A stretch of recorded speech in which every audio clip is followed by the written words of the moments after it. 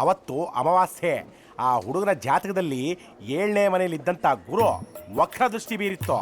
ಹಾಗೇನೆ 12ನೇ ಮನೆಯಲ್ಲಿ ಇರ್ತಕ್ಕಂಥ ಕೇತು ಕೆಂಡಾಮಂಡಲವಾಗಿದ್ದಂಥ ಸಮಯ. ಶೃಂಗಾರಿಕೆ ಅದು ಸಮಯನೇ ಅಲ್ಲ. ಅದಕ್ಕೆ ಆ ಹುಡುಗನ ಮಧ್ಯದ ಮನೆಯಲ್ಲಿ ಇರ್ತಕ್ಕಂಥ ಪುಟ್ಟ ವಿಗ್ರಹ ಕಳುವಾಗಿದ್ದು ಯಾವುದೇ ಕಾರಣಕ್ಕೂ ಸಿಗೋದಿಲ್ಲ.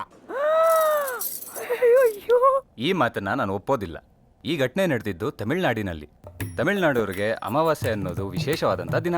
ಅಂತ ಒಂದು ವಿಶೇಷವಾದ ಸಮಯದಲ್ಲಿ ಭಿನ್ನವಾದಂಥ ಸಾಮಾನು ಒಣಗಿದ ಖರ್ಜೂರದಂತಾಗದೆ ಕರ್ಬೂಜ ಹಣ್ಣಿನಂತೆ ವಾಪಸ್ ಬಂದೇ ಬರುತ್ತೆ.